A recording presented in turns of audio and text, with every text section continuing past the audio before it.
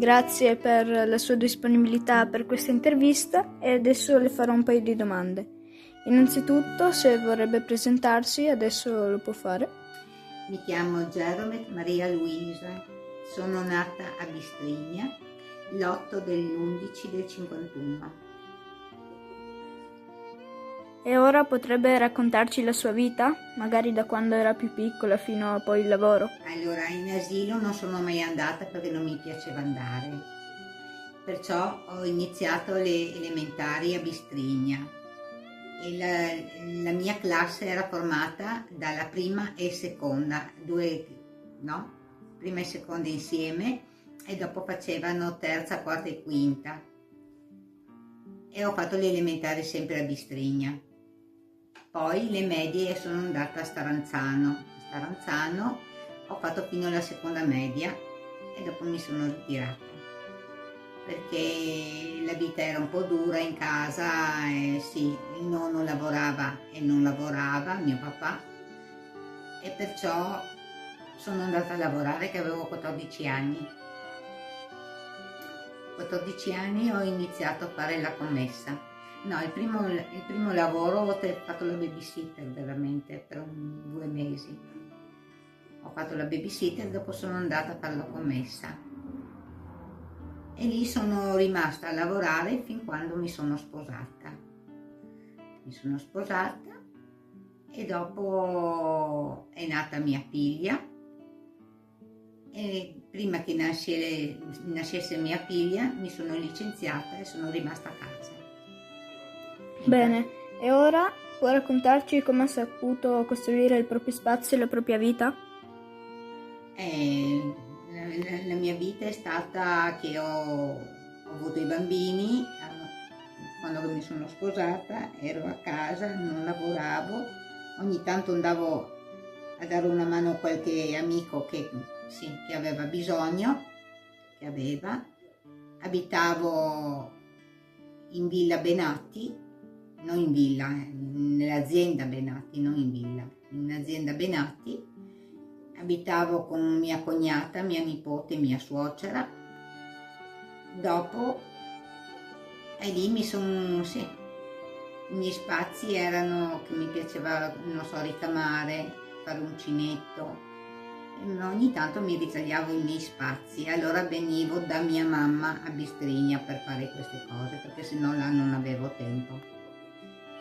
E mi ritagliavo questo posto, venivo qua con i miei bambini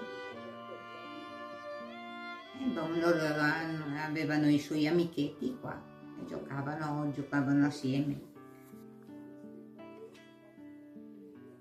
Dopo mi sono trasferita a San Canziano, avevamo la casa nostra, eravamo in affitto, eravamo tutti felici perché prima eravamo tutti in una stanza, invece là dopo avevamo tutto, avevamo la cucina, avevamo 2 camere, avevamo i bagni, eravamo felici. Siamo andati a abitare la vigilia della vigilia di Natale.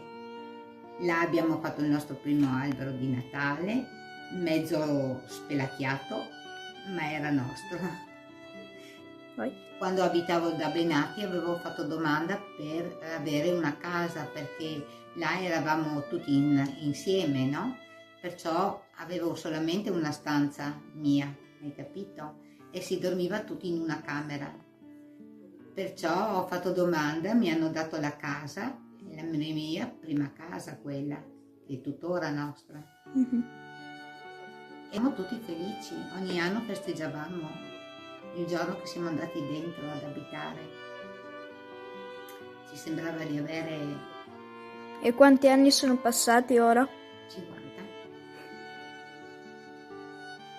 Ed è di cosa apprezzo della casa dove abito? Sì, cosa ha trovato e cosa apprezza del luogo in cui vive ora? E oggi, come oggi, vivo nella casa di mia mamma, che non c'è più, è casa mia, perché è casa mia, l'ho aiutata a costruire anch'io questa casa, quando l'hanno ristrutturata. Ho aiutato, facevo la malta con mio papà, facevo.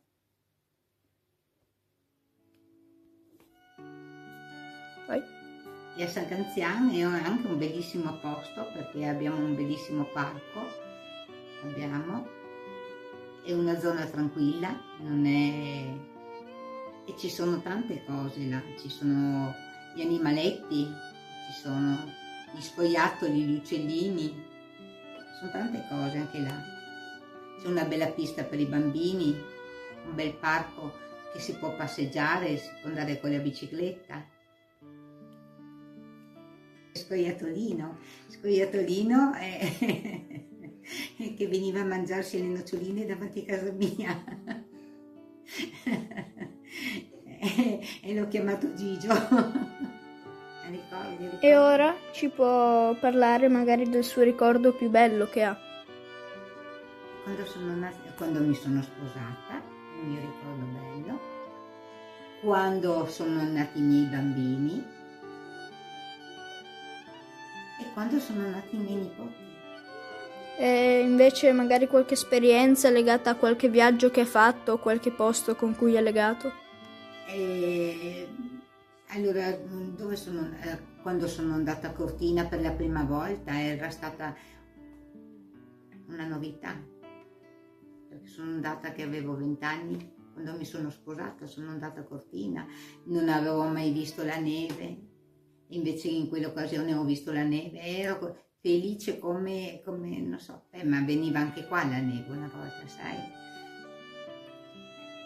Ho visto dei bei posti, quando sono andata a Roma, che ho visto la Cappella Sistina, il Pantheon, tutte quelle cose lì, il Colosseo, sono tutte cose che mi rimangono, no? Impresse. Quando sono andata in Francia a vedere il tour, o quando sono andata anche a vedere il Giro d'Italia, che a me piaceva, partivamo alle 4 di mattina, sai, per andare a vedere il Giro d'Italia sul Pordoi, con la mamma, il papà tuo piccolo, cosa aveva, 6 anni, 7, anche meno forse, e la zia. E invece sul campo del lavoro ha mai subito qualche discriminazione per il genere?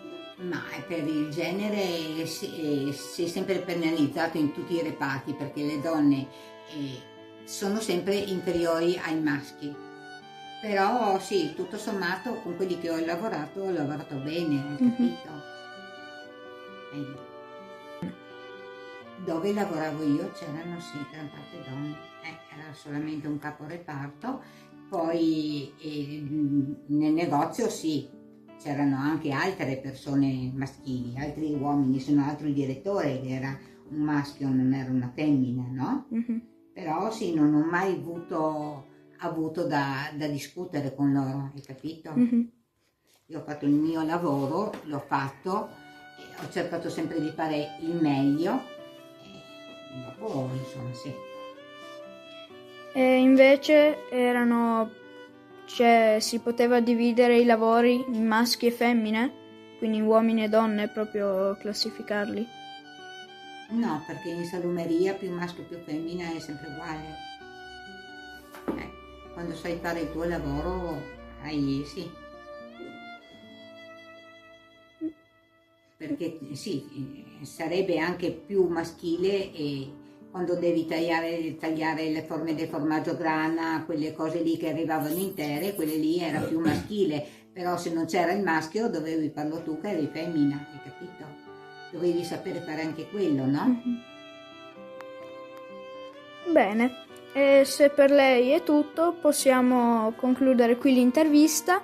La ringrazio per il suo contributo, che è stato molto importante. E ci rivediamo. Arrivederci. Grazie.